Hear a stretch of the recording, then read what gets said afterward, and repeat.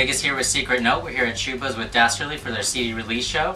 If you want to say hey guys or introduce yourselves a little bit. Hey guys. Hey guys, what's up? Hey, we're introducing ourselves. So with this album, is there any type of certain sound you were going for, or a theme, or what was the vision or the goal behind this recording? Man, I don't really know. Like, honestly, we didn't really know that we were gonna do a record. Like, at one point we just felt like it made sense and we had enough money making shows to do it.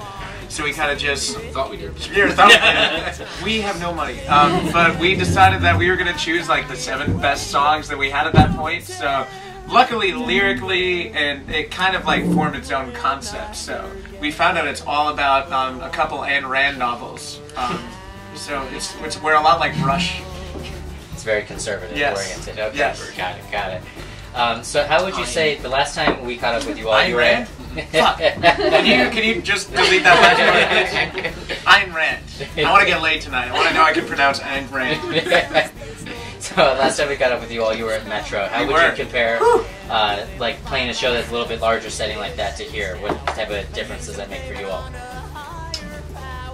Well, there's a lot more space at the Metro on stage, and I mean, scientifically speaking, the kind of stage we get to know each other better on. Right. It's a more intimate environment in a venue like this, but Metro is just nice to like walk out there, and it's a big place. Honestly, our experiences have generally been better in smaller rooms like Schubas, but because a lot of our instruments are acoustic, are meant to be played acoustically, but we had a great experience at Metro. Really yeah. They did an awesome job. It was super fun. Do you find that it changes the energy on stage a little bit? It like makes it look a lot more packed. Yeah. You know, you play a venue like this, brings the same amount of people out. It looks like you have Right. 3 times as many people. Scientifically, that's true. Yeah. Gets We're them all together scientists. a little bit more. That time we opened for a Russian United Center did not go very well. Too big. That was intimidating. What did Getty say about Ayn Rand? He said it's Ayn Rand, not Ayn Rand. Then he beat me Mostly up. just told me how much I sucked at this. And then he sung like you a don't do castrated anything with your sheep. feet while you play and sing. And then they invited me on tour. It's a weird story. Since we're primarily a live music website, who do you all like to see live, or who really excites you at any time you? Are we talking about locally or just Chaperone? Anyway. Either way. I mean, Either way.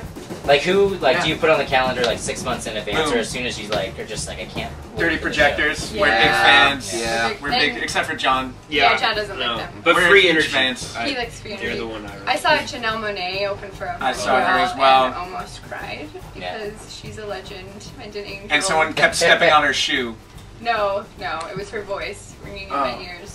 Yeah, it And was it's great. still there. She's amazing. She's Janelle incredible. Monáe. Who kept stepping on your shoe? No one. I was making a joke. You can edit that one out. It just didn't go over well. They can't all be winners. I saw the Grizzly Bear play. Grizzly a couple Bear's times always this year, good live. and I love watching them do their work. Those guys are, I mean, they're scientists. They mean business. with their instruments. I mean, there's so many pedals going on stage. They're really trying to get every sound possible. Their harmonies, man. live, Every one of their them singing sings. is like spot on. Yep. It's amazing, and Yep. the drumming really. What we like about the We just saw the Roots. They know what they're doing. Oh, Roots they- know what they're doing. There's Yeah. another live band that just They're brings down the proficient. house. They're proficient. Highly proficient. See, what Yeah, I'm they're also- the chieftains of hip hop. Right. But I'm always Yes, because everyone loves the chief. But I'm always surprised though. before. They're always I'll so. keep making it. I've seen them before where they just kind of seem to play like a medley the whole show, and then other times where it's just like song after song after song.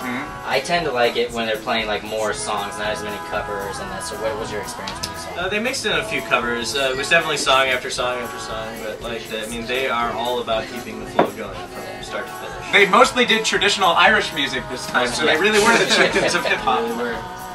And are you all originally from the Chicago area, or what's your base for music No. now? Kat and I are. From, how about the rest of you? Where are you all from? From Nashville. Okay. Michigan. Michigan. And how would you compare the scene in Michigan, the scene in Nashville, to playing in Chicago? Well, in Michigan, I mean, it's always spread out. I mean, you just can't just play in one focused town, like, you know, every time you're playing a gig. I mean, you've got to get all around, like, at least half the state, you know, hit all the college towns. So, I mean, it seems to be like a considerable more amount of traveling, as opposed to playing in Chicago. I think you can play the city several times in a short span of time, several different venues. I mean, from north to south, even out in the suburbs. I mean, there's a lot of places you can play where you're going to play to entirely different crowds every time. So, I came out here from Boston, from playing bands out there for years, and I love Chicago. There's so many more places to play, different neighborhoods, different feels, different clubs, and you can kind of stretch out and do different things at different places. Or Yes, that's what we've done. I'm an East Coaster myself. I'm from Rhode Island, and I have a lot of friends who play in bands out there, and like they all have this luxury because they, Boston and Providence and New York are so close together, and even like Philly, Pennsylvania, that they can. What's so funny? You just spread out. Focus, John. He's a prick, by the way. If that mom's watching, she fucked up raising him. But anyways, it's like they're so close together that they have the opportunity to like set all these bases down.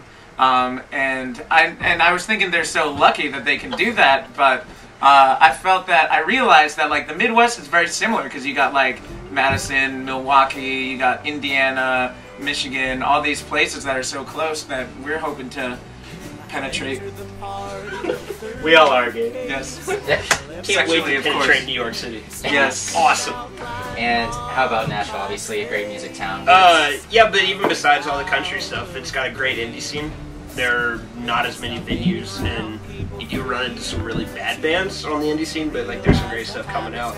But here, Every band is awesome. Yeah, the town's much more consistent. I guess there's so many really good bands up here that we've played with that I haven't seen since, but like, I don't even know where I'm going with that. They just got too famous. Yeah. They didn't talk to you again. I've heard a lot about the basement scene in Memphis. Is there much of a basement scene in Nashville, or? Basement scene? Yeah. Oh, I think you said bass machine. No. I mean, talking about underground rock type of thing? Or like DIY shows and shit. Just that it's hard to throw shows at proper clubs and stuff like that, so kids just, Oh, in Nashville you're saying that? Well, in Memphis I've heard that the basement scene's with most of the venues now down there going 18 and over and that sort of thing, I guess any sort of high school band would have to. There's really not a lot. The basement.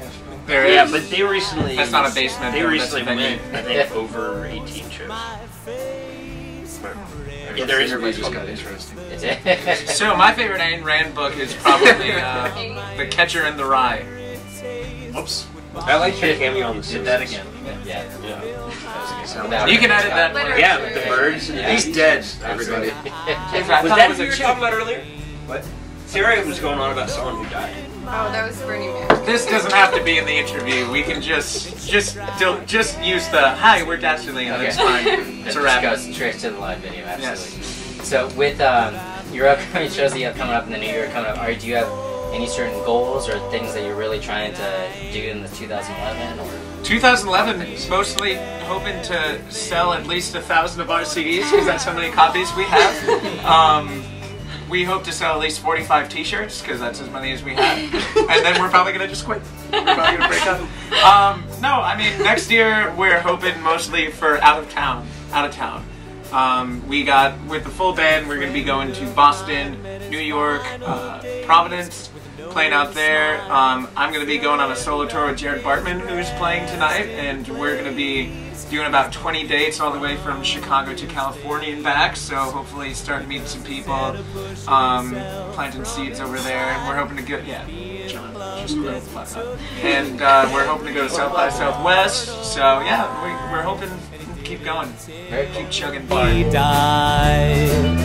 Now the day will arrive.